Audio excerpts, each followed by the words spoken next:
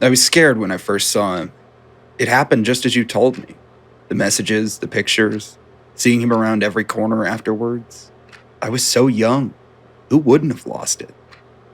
William sighed. By then, he was over the creature following him. It wasn't like it was going to go away, no matter how much he begged or pleaded or attempted to bribe. He knew that the best and only solution would be to just get used to Capone being there. At least he had the solace of knowing he wasn't going insane. Believe me, William, I know many people have reacted the same way. Fear is a more common reaction to the unknown than you'd think. Dr. Laura Brains consoled him. These cases weren't exactly common, but they were commonly known. It's not even like I'm afraid of him anymore. I mean, he makes me jump when I see him in the morning. I don't think I'll ever get used to that. It's just the bad connotations he has. I know that he does, but it happened 2 years ago. I know it's hard for you, especially with your shadow, but you need to carry on, Dr. Brains stated. William just sighed as she continued. Our session's almost up. We've made real progress, William. I want you to do something for me when you get home. Do you have any homework or anything? Did it all on my break. Good. When you get home, I want you to think back to your first experience and write as much as you feel comfortable sharing. Is that all right? Yeah. Thanks for seeing me. It wasn't too long a drive from the doctor's office to home. 5, possibly 10 minutes if there was a train. He always saw the creature through the rearview mirror when he drove, riding in the back seat. It looked innocent in its own alien way, waving to William as he saw it. Despite everything, William found himself talking to it, like one would talk to a dog or cat about their day when they're alone. It seemed to listen when he talked, and after a while, he could swear that it understood. It's hard to tell with a face like that, so all there was to go by were various head tilts and waves. And even then, he had to teach it how to wave. At least I know you're interested.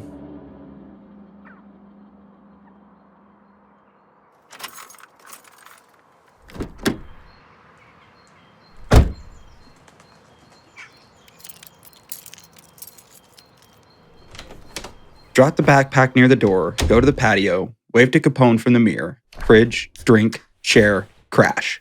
William's afternoon routine was more clockwork than it should be. He thought back to his session with Dr. Brains. She wanted me to recapture the experience when I first saw him, huh? William mumbled as he grabbed a few sheets of paper and a pen. Bit by bit, he pieced together the sequence of events that had led up to this point.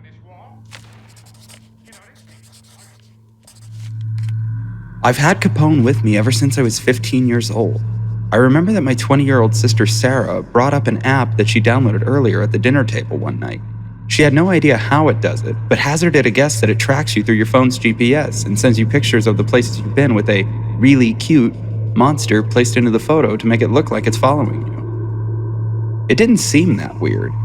I recall that Google Maps could get a decent ground photo at the time, so just add Photoshop to that and you'd have a gimmick.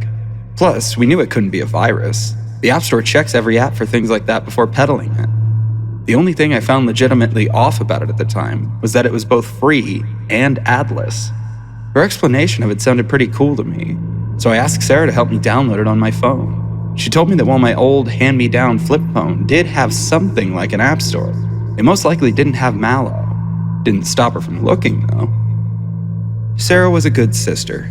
She really could have told me to just get out of her hair, but she always took time out of her day for me, packing my lunch, playing with me, bringing me to R-rated movies I was clearly too young for. I was lucky to have her as a legal guardian when her parents went away. I was too young to process it all when it happened, but Mom and Dad died from a head-on collision with a drunk driver. Sarah took care of me as my legal guardian up until I moved out for college. God knows where I'd be if she didn't. After some prodding, she found the app, which was a surprise to both of us. It was obvious that my phone didn't have any kind of GPS, but neither of us had even thought about it until much later. Soon enough, I'd received my first picture. I'll never understand the way Sarah saw the world if that was her idea of cute. The photo was taken in my school's courtyard, with the creature I'd soon call Capone sitting on one of the benches. You could barely see him, but there he was, covered in his black, matted fur with his knife-like claws and a set of blank, pure white eyes. And that face, which was merely a skull belonging to some kind of large beast looking directly at us with that large, wolfish grin. I gave the phone back to Sarah, telling her how terrifying it was and that I didn't want the messages anymore. She just jokingly punched my shoulder, saying, "Oh, don't be such a baby. It is too cute. Look how happy he is to meet you." I looked back at his face, his wide grin specifically. I have to admit, I laughed at that. It was just the sheer wrongness of that statement that made me listen to the next. "I'm sure he'll grow on you eventually. Tell you what, if you can put up with him for 1 whole week, we'll go see that movie you wanted to see. If he still gives you nightmares, we'll delete it. If you end up liking it, we'll laugh about it later. Deal?" I looked at the picture again. It appeared that getting a photo every now and then was the extent this was going to go to. And looking at it in hindsight, I probably would have kept it on for next to nothing if she really wanted me to. So I agreed. Sarah was ecstatic after that, and assured me that I wouldn't regret it while showing me some of her own pictures. She only had 3 so far. 1 at her office, 1 at the park, and 1 on the road we lived on. Each picture containing her own clearly visible entity. I must have looked nervous or something, because she suggested that I name mine like she did with her Cassandra. I thought about it for a bit. Let me make something clear though, because it seems to come up whenever I tell people this. I did not name my Mallow Capone because of the incident with my parents. I didn't even know that my mom and dad's arrest involved alcohol at the time. I named him after a history lesson I found amusing in school where people's fear got the best of them. And as my teacher put it ended up doing more harm than good. It was intended to be a reminder that I shouldn't be making the same mistake. I saw a bit of light in this whole thing after giving it a mock title and thought it wasn't going to be that bad. I went to bed, and my normal life went on for just a little while longer. I continued to get pictures of Capone for a while, following me at school, the bus stop, my street, virtually everywhere I went. It wasn't until the 3rd or 4th day when I got called in from class. I was thinking I was in trouble for something, even if I didn't know what. But as soon as I saw Sarah, that feeling was stifled. She looked very shaken. The instant she saw me, she immediately yanked my arm and brought me to the car. Sarah was not looking good at all. She kept asking questions about Capone, things like if I saw him or if I received any photos from him with me in the images. I haven't checked anything from today, but when I checked, there were 2. I remembered exactly when and where those messages were taken, because during them, I made a mental note that I got some texts from Capone. They'd been sent as soon as they'd been taken. Sarah knew that we were being pursued by something. She probably had no idea what they were, and I knew she had no idea how they were doing it, but she knew that they knew where we lived. She couldn't figure out how to delete it. She said she tried everything, but couldn't find a way to get it off. She couldn't even find where the app went. I'm not even sure what we were planning to do, but before we could even fully plan a course of action, I got another text. Sarah froze and stared at me, as if to say, "Don't look at it." If I didn't, I could have a semi-normal life right now. It would have been over the news within the week, and we would have known. But I did it. I opened the phone, and there we were, just sitting there with that fear-stricken look on our face. The photo was clearly taken from the hood of the moving car, giving us a clear view of what was behind us. He took up most of the back seat and towered over me.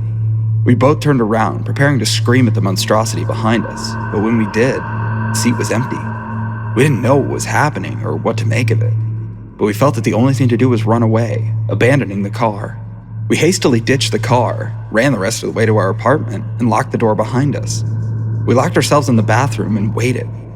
We just stayed there. Even when we got a message from Cassandra or Capone, Sarah would scream at them, asking why they were following us and begged for us to be left alone. We felt helpless against them. All we felt we could do was just sit in the bathroom and hope that they would go away. The room felt like our only safe haven until we were exposed to them for too long. Sarah started to panic, saying that she kept seeing one of them behind her. I wasn't seeing it though. I was more concerned about trying to calm her down by telling her that maybe they weren't there than I was about seeing Capone in the mirror. I convinced Sarah that we needed to leave the room out of necessity. We couldn't stay in the apartment forever, and if they wanted to get us, they would have done so already. We called the police, and here we are. We both got help, but I was the lucky one. Everyone's case was different in terms of interaction, but for me, Capone was always in a mirror or some reflective thing large enough to show him. He was predictable, and I could find ways to block him out when I needed it. I learned how to expect Capone, and after a while, he kinda grew on me. I used to have a makeshift curtain that I would pull over the mirrors when I didn't want to see him, but I started using that curtain less and less as time went on. Capone always seemed to try and interact with me, even if I didn't understand what he was trying to say most of the time. I started to greet Capone with a casual wave as I passed him from the living room mirror, and eventually, He started to wave back. He just kind of became a constant companion to me, and I adjusted to Capone just as he adjusted to me. My case wasn't as severe as Sarah's. She saw Cassandra everywhere she looked, around every corner, just out of sight, over her while she slept. Sarah took her own life 2 years ago. I wanted to blame Mallows for that, but I can't. Following the person that looks at their messages is just what they do. Now, every time I see Capone, I'm reminded of what I did in the car that day. I knew I shouldn't have picked up that text. If I didn't, she would still be here. It was almost 4 hours since William started writing, but he almost felt relieved. He's never actually told anyone about this in such detail before. The majority of what happened was kept between himself and Capone. He looked up to the creature in the mirror from across the room for a few seconds, as it gave that old, familiar wave. William was silent for a minute, staring at Capone, and then back to his papers. He felt the need to make one last point. But then again, how would I have known? I don't know who made the Mallows or why. I don't even know if anyone actually made the app. Many things like it have been created naturally or been given some kind of anomaly out of sheer chance. It would make so much more sense if some physical thing was to blame, but there's none that I can legitimately find. None on the Mallows, none on me, just on chance.